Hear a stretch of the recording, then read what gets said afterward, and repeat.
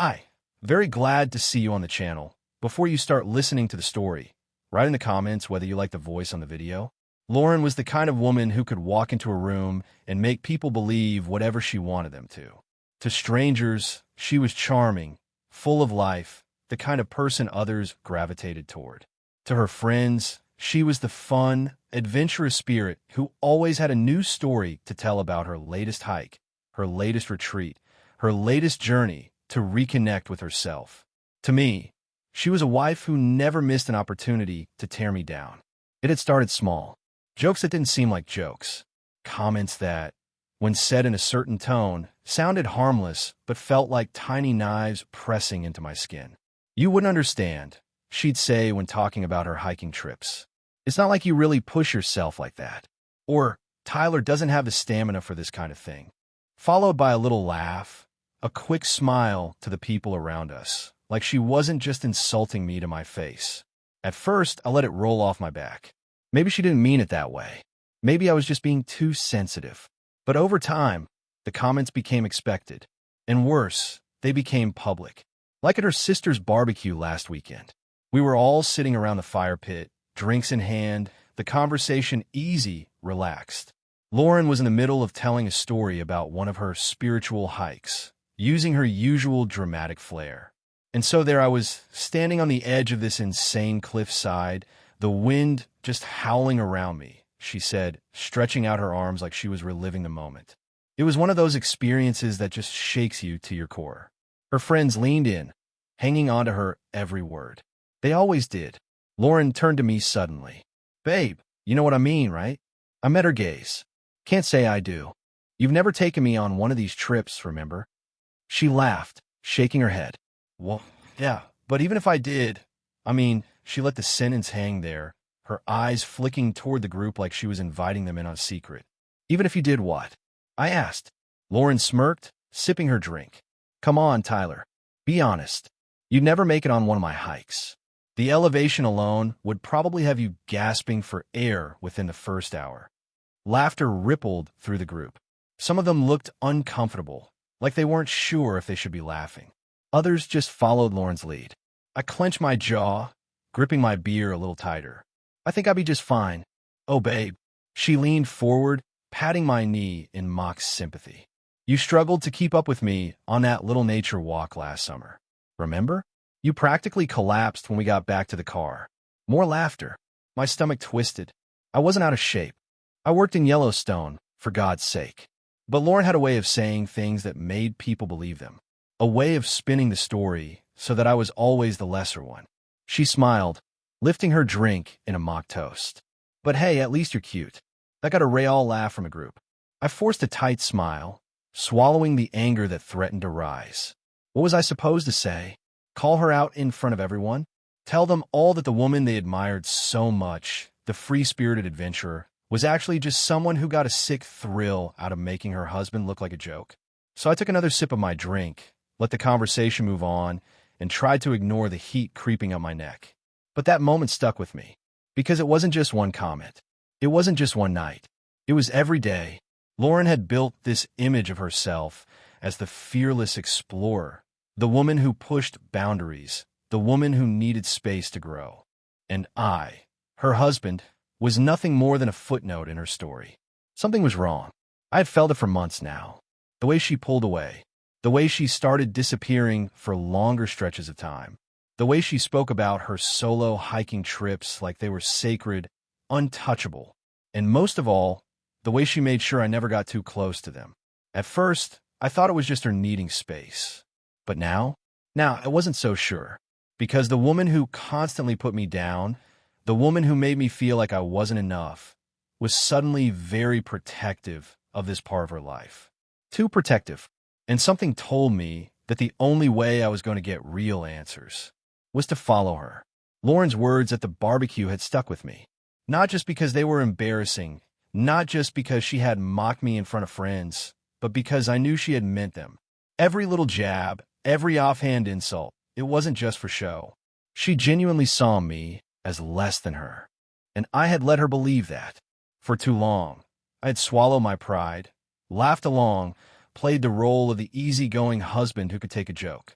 But that night, as I lay in bed next to her, staring at the ceiling while she slept peacefully beside me, I realized something.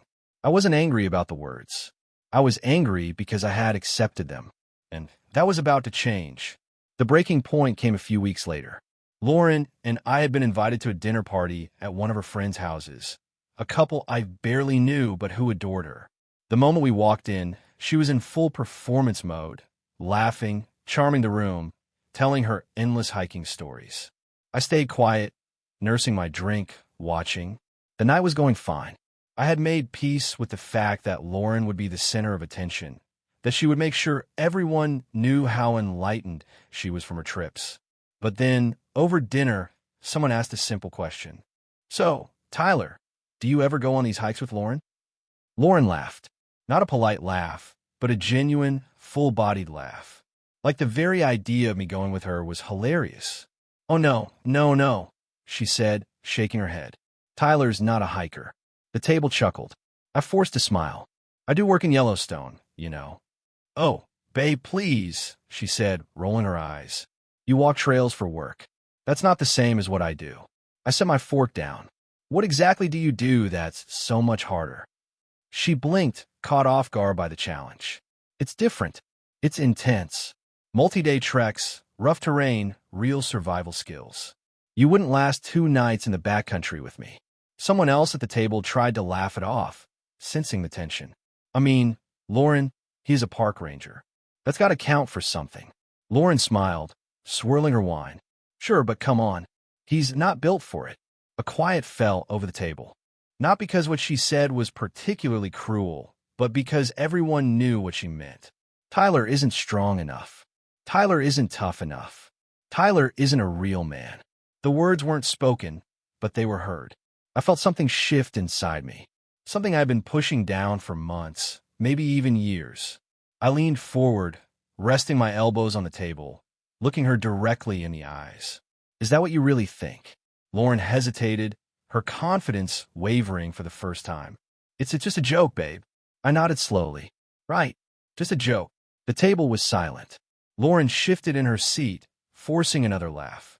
"Oh my God, don't be so sensitive." I exhaled through my nose, staring down at my plate for a long moment. Then I pushed my chair back and stood up. Lauren frowned. "Where are you going?" I suddenly lost my appetite. I turned and walked out. Lauren called after me, but I didn't stop. I grabbed my jacket, stepped outside, and let the cold night air clear my head. I wasn't just embarrassed anymore.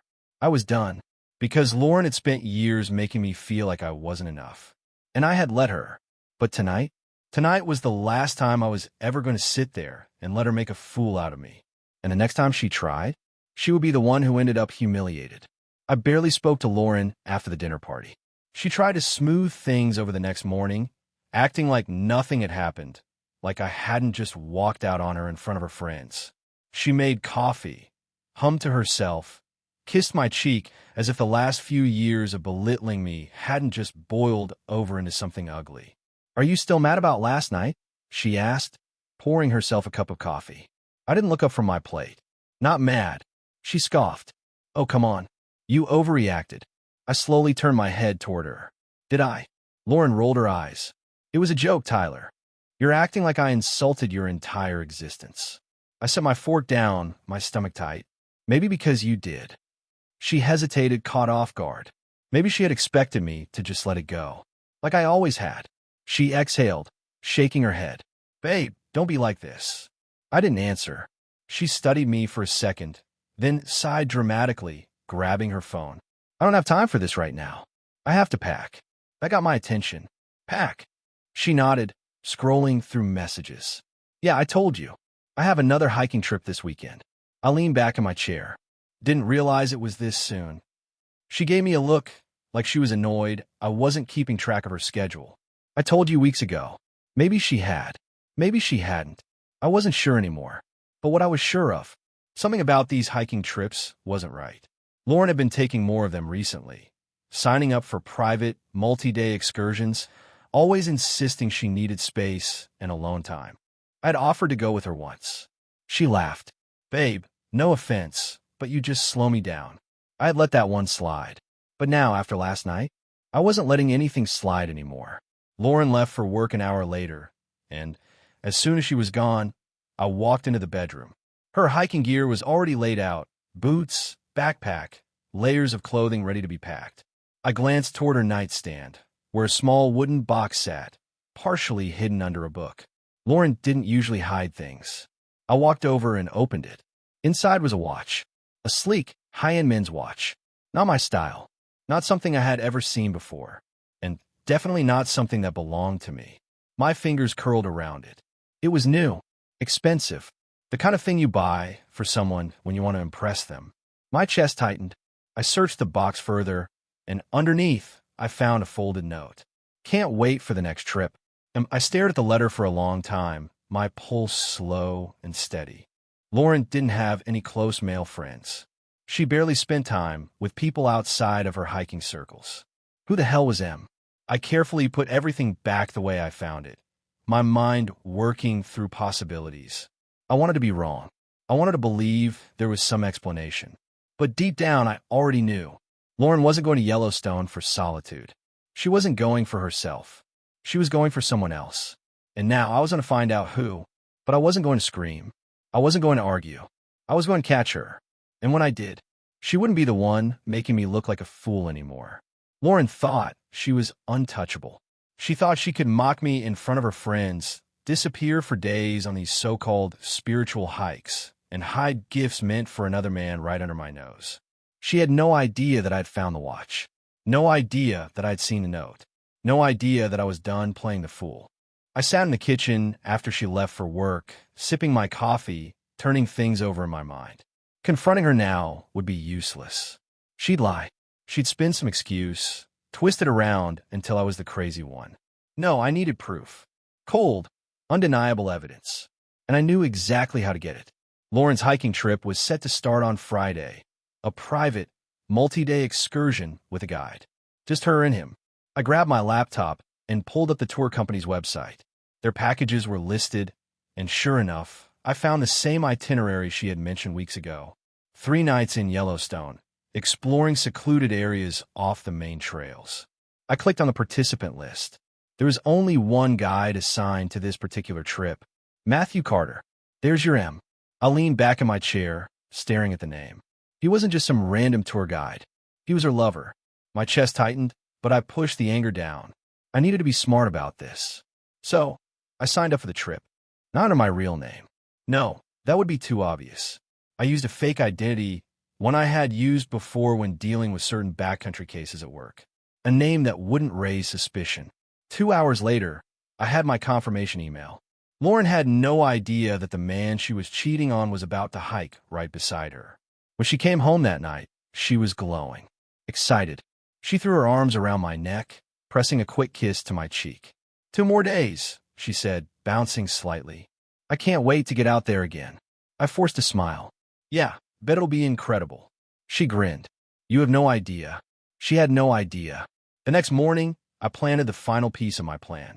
Lauren's car was parked in the driveway, packed and ready for her trip. Before she left, I carefully slipped a small GPS tracker into the lining of her hiking backpack. Tiny, undetectable, linked directly to my phone. Now, even if she tried to sneak off the trail, I'd know. By the time Friday came, I was more than ready. Lauren kissed me goodbye, running her fingers through my hair. I'll call when I have service, she said, slinging her backpack over her shoulder. I smiled. Enjoy your trip. She walked out the door, completely unaware that I would be right behind her. 2 hours later, I arrived at the trailhead. I adjusted my hat, secured my pack, and joined the group. My heart pounded as I saw her. Lauren stood near the guide, laughing at something he said, her body language too familiar, too comfortable. Matthew Carter. Tall, rugged, the type of guy who played the wilderness expert well. His hand brushed against Lauren's arm as they spoke. She smiled up at him, her eyes warm, soft, like they had done this before, like she belonged to him. I clenched my jaw and forced myself to stay calm. Lauren scanned the group, completely oblivious to me standing just a few feet away. She had no idea that her husband was right there, watching. And when she snuck off to that secluded cabin with Matthew, I would be watching then, too. Lauren had no idea. No idea that her husband was walking just 20 feet behind her, blending into the group, his face hidden under a baseball cap and sunglasses. No idea that the man she had been lying to for months had signed up for the same hike under a fake name. No idea that I had tracked every move she made. She thought she was careful, thought she had built the perfect lie. But now I was watching her live it. The first part of the hike was uneventful. The group followed the guide, taking in the scenery, stopping occasionally for water breaks. I kept my distance, my ears tuned to her voice, my body language casual. Lauren was in her element. She laughed easily, cracked jokes, and, most importantly, stuck close to Matthew. Every time he spoke, she looked up at him like he was the most interesting man in the world. She hung on his words, smiled at his stories, nudged him playfully when he teased her. And the way he looked at her, it wasn't professional. This wasn't just an affair. This was something more. By the time we reached the first campsite, I'd already picked up on something else. Lauren was waiting for a moment to slip away. She kept glancing at Matthew, her body buzzing with anticipation. It was subtle, but I could see at the small, impatient shifts of her weight, the way she kept adjusting her backpack strap even though it was fine. She was waiting for the signal. I checked my phone, keeping it low.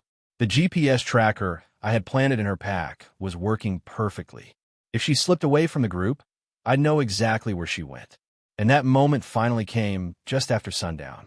The group was settling in, unpacking, stretching sore muscles. Some were setting up their tents, others gathered around the fire, exchanging stories. Then Lauren and Matthew shared a look.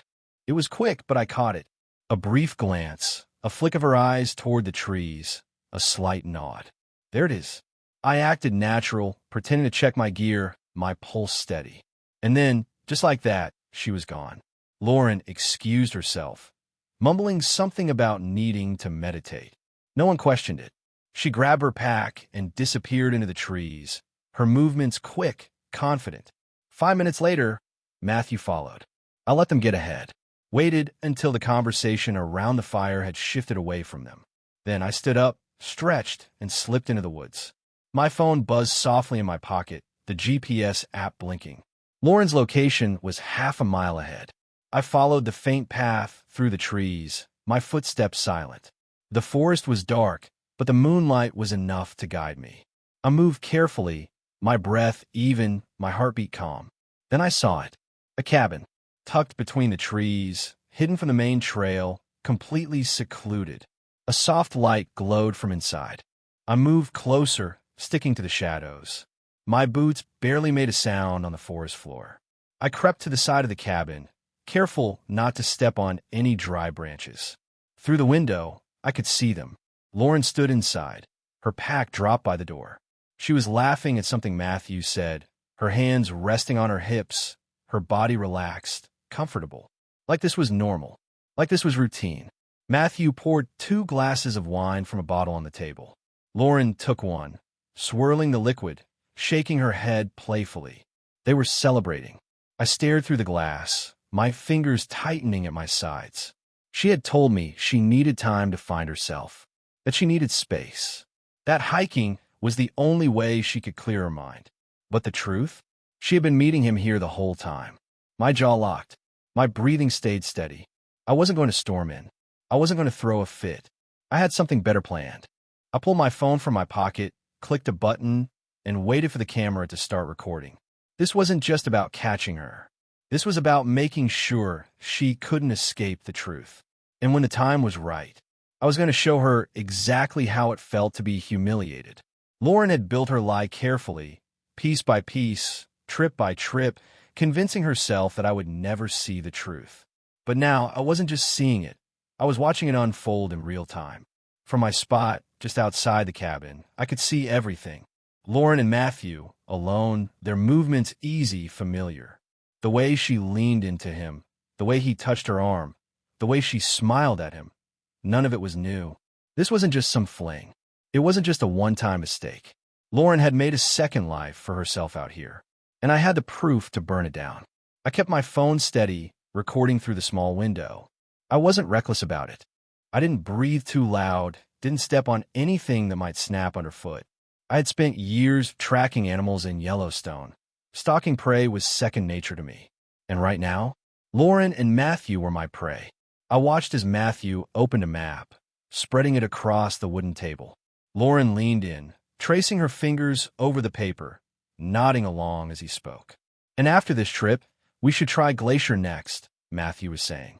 That spot I told you about, secluded, no tourists. Just us. Lauren beamed. That sounds perfect. I tightened my grip on my phone. Just us. Matthew leaned in, lowering his voice slightly. I meant what I said last time. You should stop waiting. Just leave him. Lauren exhaled sharply, shaking her head.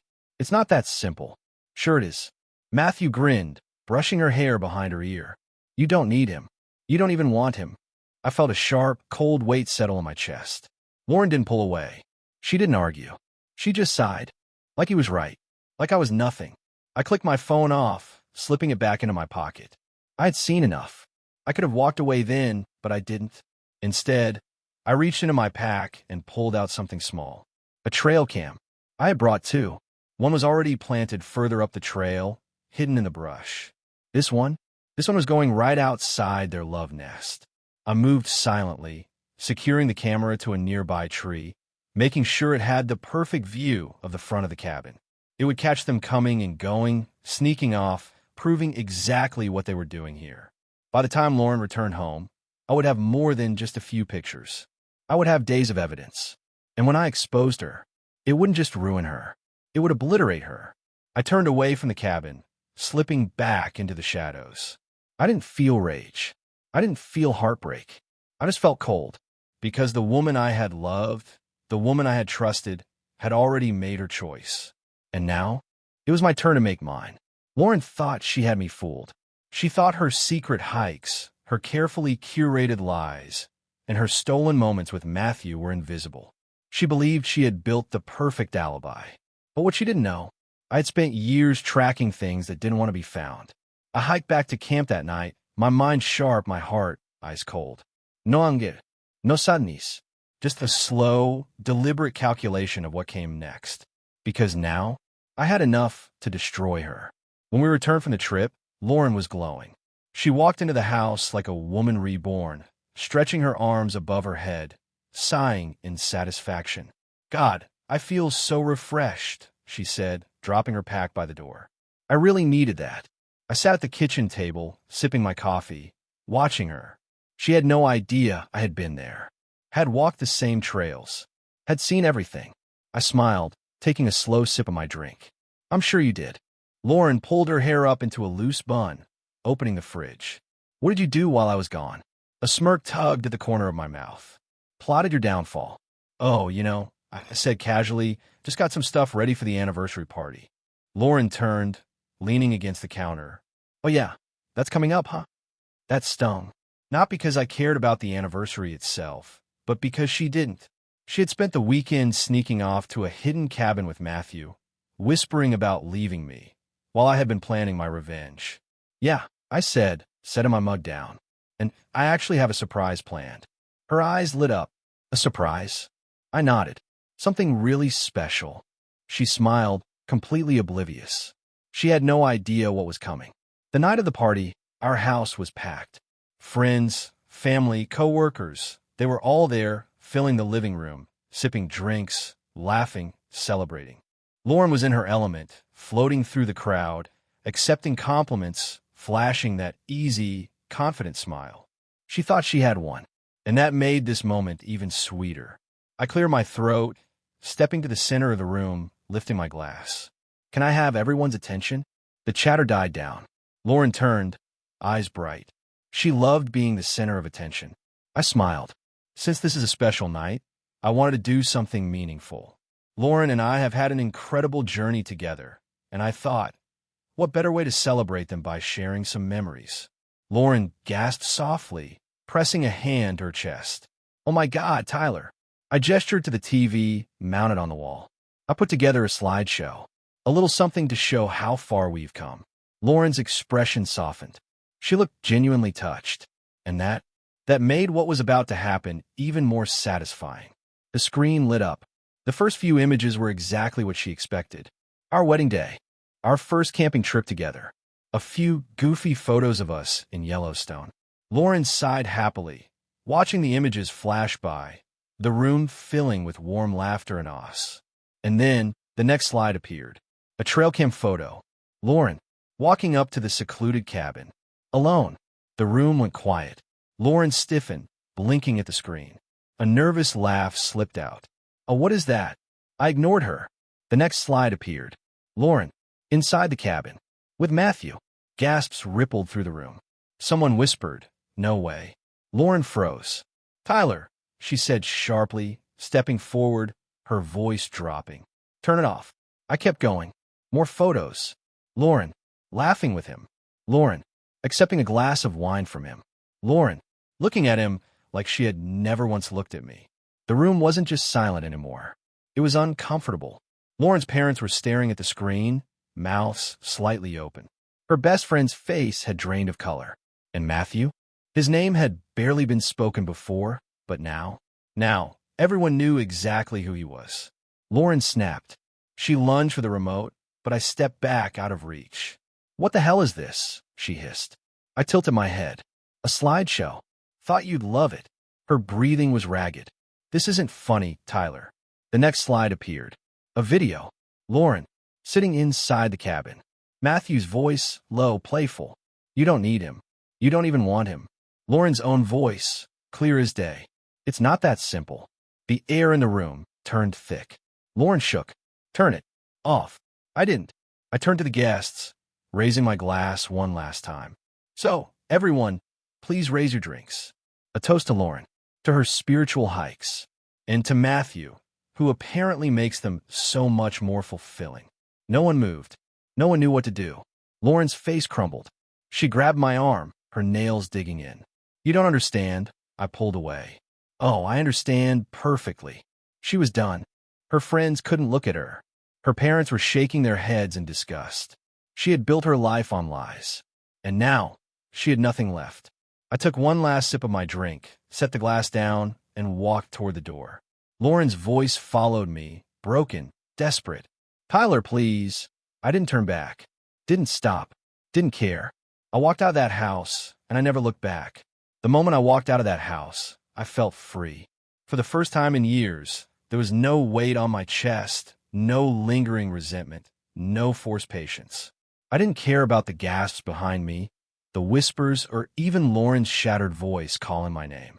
I had done what I came to do. She was ruined. I drove through the dark streets, gripping the wheel, letting the night air cool my skin. My hands weren't shaking. My heart wasn't racing. There was no second-guessing, no moment of doubt.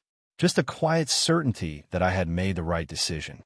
By the time I reached the motel I had booked for the night, my phone had already exploded with messages.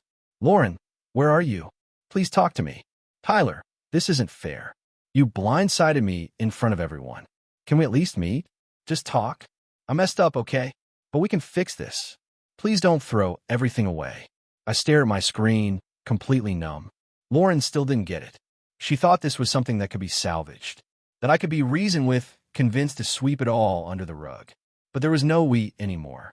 I turned off my phone, tossed it onto the nightstand, and lay back on the stiff motel mattress. Tomorrow, I would file for divorce. And Lauren? She could keep texting all she wanted. It wouldn't change the fact that she had lost. The next few weeks were a blur. Filing the paperwork, moving into a small apartment on the edge of town, transferring money into my personal account, making sure Lauren wouldn't see another cent of what we built together. She tried to fight me at first. Showed up at the apartment, banging on the door, shouting through the thin walls. "Tyler, let me in." I sat on my couch, sipping coffee, ignoring her. "You're really going to do this? Just throw it all away?" I took another sip.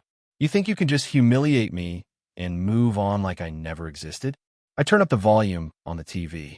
"Tyler, please." Her voice cracked on the last word, but I didn't move. After a while, the knocking stopped. The sobs quieted, and then finally she left. The silence that followed was the best thing I had heard in years. No more fake apologies. No more manipulation. No more having to defend my worth to the woman who had spent years tearing me down. I focused on myself. I threw myself into my work at the park, took extra shifts, spent more time outdoors, real-time outdoors. Not whatever performance Lauren had made of it. I started hiking alone, picking trails she had always said I was too weak to handle. She had told me I wouldn't last 2 nights in the backcountry. I spent a week out there, alone, clearing my mind, standing on top of the mountain she had never even attempted. And when I came back, I wasn't the same man she had left behind. Lauren, meanwhile, was falling apart. I heard things from mutual friends, from whispers in town. Her reputation had been shattered. Some of her closest friends cut her off completely. People she had once bragged to were now avoiding her. Her social media posts became desperate, flooded with captions about self-growth and learning from mistakes. But no one was buying it, because everyone had seen the truth. And now, she was the one who had to live with it. I ran into her once, months later, at the grocery store. She looked different, tired, like she hadn't been sleeping well. She saw me, hesitated, then forced a small smile. "Hey," I just nodded. She shifted, glancing down at the cart she had barely filled. "How have you been?" I grabbed a pack of bottled water, tossed it into my cart. "Good." She exhaled sharply. "Tyler," I turned, meeting her eyes for the first time. "Lauren." She swallowed. "There's nothing left to say," I said simply. Her lips parted slightly, like she wanted to argue. But she didn't, because she knew I was right. She had spent years breaking me down, treating me like I wasn't enough. But in the end, I was the one who walked away. And I never looked back. Lauren used to walk into rooms like she owned them. Always the center of attention, always the one with the best stories, always the woman people admired. Now, she walked with her shoulders slightly hunched, her eyes darting around like she was waiting for someone to bring up the past, because it followed her everywhere. The scandal of what happened at our anniversary party had spread like wildfire. People talked. They whispered. They stared a little too long when they saw her in public. Lauren had built her image on being the fearless adventurer, the woman who lived freely, untethered by rules. But after what happened, that image had cracked beyond repair. Now, she was just the woman who got caught. Her friends had started dropping off one by one. At first, they had tried to support her, telling her she'd bounce back, that people would forget. But the problem was, I hadn't let them forget. I had the proof, the photos, the videos, and once they had made their way online, Lauren's reputation had been ripped apart. Her hiking community turned its back on her. She had been one of their favorites, a woman who was always invited on group excursions, who got sponsorships from outdoor brands who people trusted. But no one wanted a liar leading their trips. And Matthew? Her great escape plan? He was long gone. From what I heard, things had started falling apart between them immediately after everything came out. He had gone from charming guy to homewrecker overnight, and whatever fantasy Lauren had built in her head about them running off together had come crashing down fast. One day, I ran into a guy from the hiking group at a coffee shop. "You hear about Lauren?" he asked, stirring his drink. I raised an eyebrow. "What about her?" "She tried to join one of the group hikes last week. No one invited her, but she just showed up." He smirked. "No one talked to her. She had to hike the whole thing alone." I took a sip of my coffee, letting that settle. Lauren had spent years mocking me for not being part of her world. But now, she wasn't part of it either. She was completely alone. As for me, I was better than ever. After the divorce was finalized, I focused on rebuilding my life.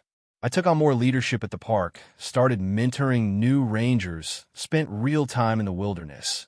Not for validation, not for social media, but because I loved it. I even started guiding my own hikes, something Lauren would have laughed at if I had suggested a year ago. People respected me, trusted me, and the best part? I respected myself. I wasn't the man Lauren had made me out to be. I never had been. I had just been waiting for the moment to break free. And now that I had, I was never looking back. One evening, as I was packing up at the ranger station, I got a message from a friend. "Friend, Lauren just posted some long apology online. It's pathetic. Thought you'd get a kick out of it." I debated even opening it. But curiosity won. Lauren had written some dramatic, self-pitying post about growth and accountability, claiming she had made mistakes but was trying to find herself again. I shook my head, smirking. She still didn't get it. She thought this was something she could fix, that a few carefully chosen words would undo the damage. But the truth? This was who she had always been. She had spent years tearing me down, convincing me I wasn't strong enough, that I wasn't worth enough, that I wasn't enough. But in the end, she was the one who had nothing left. And me? I had everything ahead of me. I locked my phone, tossed my bag over my shoulder, and stepped outside. The sun was setting over Yellowstone, the sky painted in deep shades of orange and gold. A new day was coming, and for the first time in years, I couldn't wait to see what was next. Thank you for listening to the end. I hope you enjoyed it very much. Don't forget to give a like, and tell us in the comments what you would do in such a situation.